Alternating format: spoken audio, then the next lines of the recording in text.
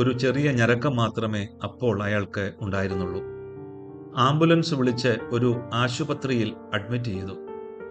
അയാൾക്കൊന്നും സംഭവിക്കല്ലേ എന്ന് പ്രാർത്ഥിച്ചുകൊണ്ടിരിക്കുമ്പോൾ നേഴ്സിന്റെ അന്വേഷണമെത്തി. ആരാണ് കൂടെ വന്നിട്ടുള്ളത്? അയാൾ പറഞ്ഞു, ആരുമില്ല. വഴിയിൽ മുറിവേറ്റ് കിടക്കുന്നത് കണ്ടിട്ട് ഇവിടെ കൊണ്ടുവന്നത് ഞാനാണ്. ആ, എന്തെങ്കിലും ആവട്ടെ. അയാൾക്കിപ്പോൾ കുഴപ്പമൊന്നുമില്ല, പക്ഷേ O പോസിറ്റീവ് രക്തം വേണം. അതിനെന്താ, എൻ്റേത് എടുക്കാമല്ലോ. നേഴ്സ് കൊടുത്ത സ്ലിപ്പും വാങ്ങി അയാൾ രക്തബാങ്കിൽ ചെന്ന് രക്തം കൊടുത്തു.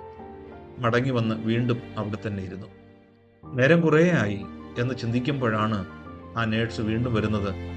നിങ്ങൾ വരൂ, അയാൾ കാണണമെന്ന് പറയുന്നു. അകത്തേക്ക് ചെല്ലുമ്പോൾ അയാൾ പറഞ്ഞു, നിങ്ങളാണ് എന്നെ ഇവിടെ കൊണ്ടുവന്നത് എന്ന് നേഴ്സ് പറഞ്ഞല്ലോ. ഒത്തിരി നന്ദിയുണ്ട്. ഇന്ന് ആരും ചെയ്യാത്ത കാര്യമാണ് നിങ്ങൾ ചെയ്തത്. എന്താ സംഭവിച്ചത് എന്നായിരുന്നു അപ്പോൾ എൻ്റെ നാവിൽ വന്നത്. അയാൾ പറഞ്ഞു, ഇരുട്ടിൻ്റെ മറവിൽ വെച്ച് എന്നെ ആക്രമിച്ചതാണ്. അത് ആരെന്ന് നിങ്ങൾ കണ്ടില്ലേ? എത്ര ഇരുട്ടാണെങ്കിലും എനിക്ക് എൻ്റെ സഹോദരനെ മനസ്സിലാകാതിരിക്കുമോ? അയാൾ പറഞ്ഞു.